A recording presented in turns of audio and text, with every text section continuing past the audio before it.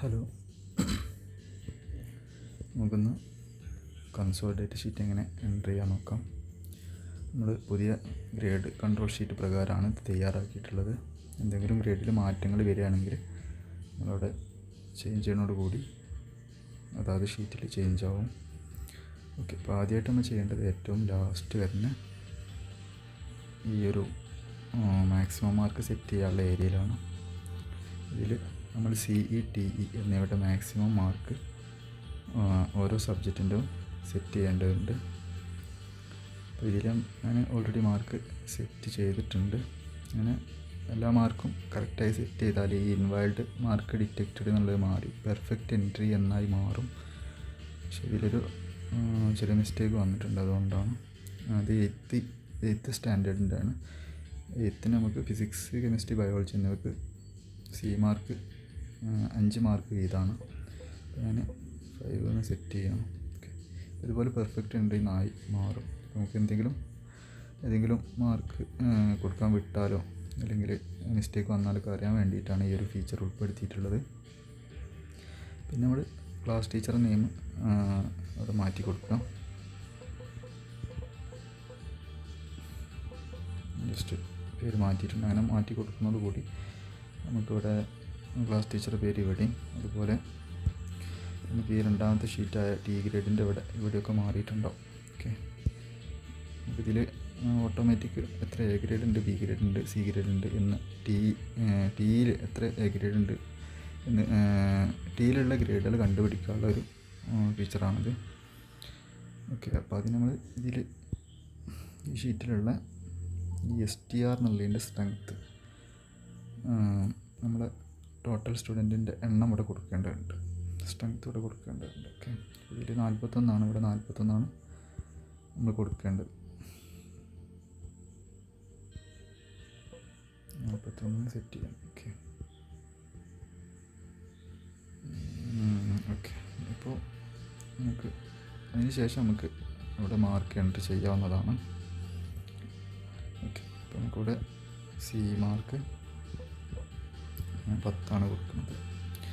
അപ്പോൾ നമുക്ക് ഇപ്പോൾ സാധാരണ C മാർക്ക് കുറച്ച് കുട്ടികൾക്ക്, മിക്കവാറും കുട്ടികൾക്ക് 10 ആയിരിക്കും എന്നുണ്ടെങ്കിൽ നമുക്ക് ഓട്ടോ ഫില്ലൊക്കെ ചെയ്യാവുന്നതാണ്.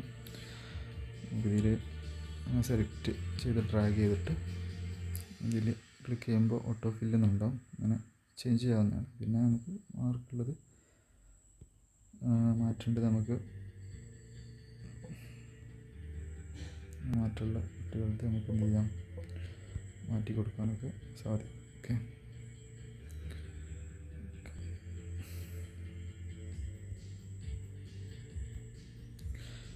ഇപ്പോൾ ഞാനിവിടെ തൽക്കാലം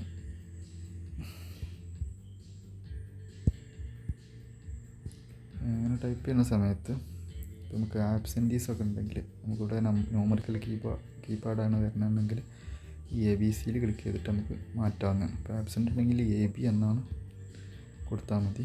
അങ്ങനെയുണ്ടെങ്കിൽ നമുക്കിതിൽ ആബ്സെൻ്റ് ആയിട്ട് വരും.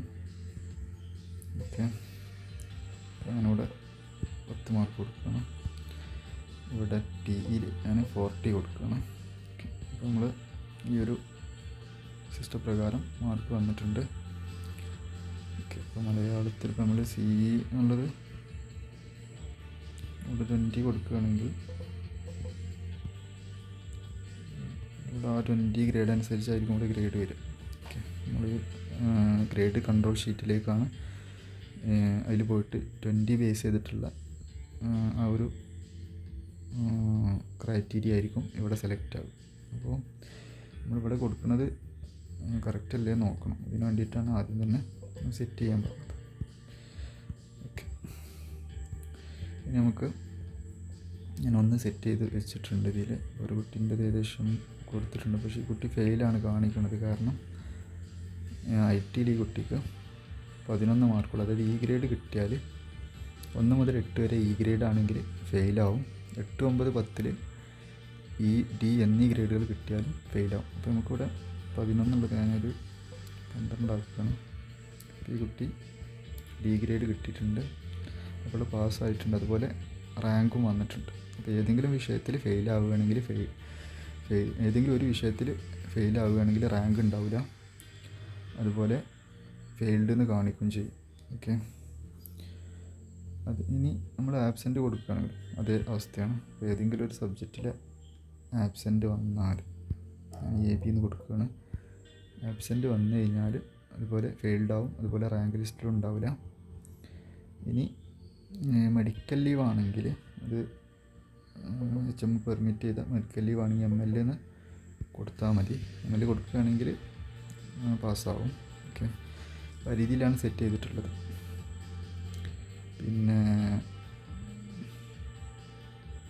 ഇവിടെ നമുക്കിപ്പോൾ അഡ്ജസ്റ്റഡ് പറഞ്ഞൊരു സംഭവം, ഇവിടെ ടോട്ടൽ വർക്കിംഗ് ഡേയ്സ് കൊടുക്കാൻ ശ്രദ്ധിക്കുക. നമുക്ക് ടോട്ടൽ വർക്കിംഗ് ഡേയ്സ് എന്ന് പറഞ്ഞത് നമ്മുടെ എക്സാം എന്നാണോ, ലാസ്റ്റ് എക്സാം എന്നാണോ അതുവരെയുള്ള ഡേറ്റാണ് ഫസ്റ്റ് ടൈമിന് കൊടുക്കേണ്ടത്.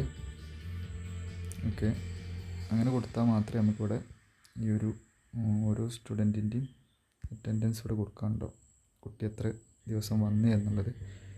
അപ്പോൾ അത് കൊടുത്താൽ എൻ്റെ പെർസെൻറ്റേജ് ഇവിടെ കറക്റ്റ് വരുള്ളൂ. ഓക്കെ, പിന്നെ ഈ അഡ്ജസ്റ്റഡ് എന്നുള്ള ഓപ്ഷൻ ഇപ്പോൾ ആവശ്യമില്ല. അത് നമുക്ക് 0 ആണെന്ന് ഉറപ്പ് വരുത്തുക. അത് ചിലപ്പോൾ വർക്കിംഗ് ഡേയ്സൊക്കെ അഡ്ജസ്റ്റ് ചെയ്യേണ്ടി വരികയാണെങ്കിൽ അവിടെ എത്ര വർക്കിംഗ് ഡേയ്സാണ് കൂട്ടേണ്ടത് കുറക്കേണ്ടതെന്ന് സെറ്റ് ചെയ്താൽ അതിൻ്റെ അഡ്ജസ്റ്റ് ചെയ്ത വാല്യൂസ് ഓട്ടോമാറ്റിക് ഇവിടെ വരുന്ന രീതിയിലാണ്. നമുക്ക് ആനുവലിനായിരിക്കും കൂടുതലായിട്ട് ആവശ്യം വരിക. ഓക്കെ, അപ്പോൾ ഈ രീതിയിലാണ് സെറ്റ് ചെയ്യേണ്ടത്.